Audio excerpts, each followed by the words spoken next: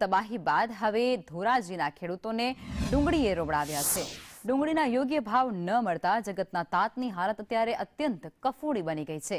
માવઠાના મારથી પહેલાથી ધરતીપુત્રોને આર્થિક કમર તો તૂટી જ ગઈ છે અને જ્યારે ડુંગળીમાં ખેડૂતોએ જંતુનાશક દવા સહિત મોટા ખર્ચા અને વધારે પૂરતી મહેનત પણ કરી છે, પરંતુ યોગ્ય ભાવ ન મળતા હવે જગતના તાતની રાતા પાણી રોવાનો વારો આવ્યો છે। ધરતીપુત્રોએ ડુંગળીમાં વીઘા દીઠ 20 થી 25 હજારનો ખર્ચ કર્યો હતો, પરંતુ ડુંગળીના મણ દીઠ માત્ર 100 થી 250 સુધીનો જ ભાવ અત્યારે બોલાઈ રહ્યો છે અને જેને કારણે ખેડૂતો પાયમાલ બન્યા છે।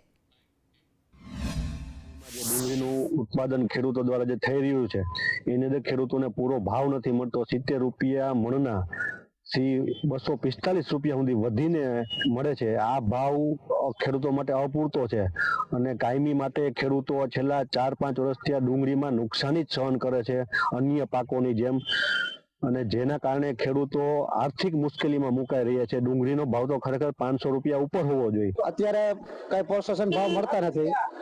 ઓછામાં ઓછા 500 રૂપિયા તો મળવા જ જોઈએ ડુંગળીના ભાવ, તો જ ખેડૂતને કઈ પોષણ મળે, ન ખેડૂતને કઈ એમાં પરવડે નહીં। સમજી ગયા?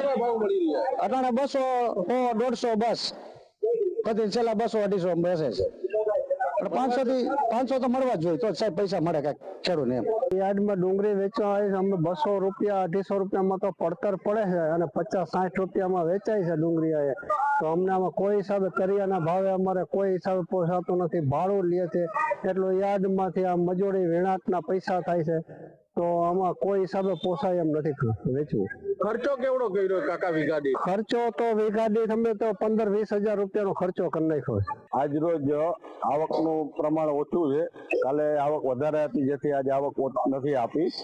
માલની ક્વોલિટી વધારે નબળી છે, એના હિસાબે ભાવ થોડા ઘટ્યા છે અને સામે એક્સપોર્ટની અંદરમાં પણ એટલો ઉપાડ નથી, ત્યાં પણ ક્વોલિટી વીક છે। બધે પીઠાની અંદરમાં આવકોનું પ્રમાણ વધવાથી ભાવ ઘટેલ છે।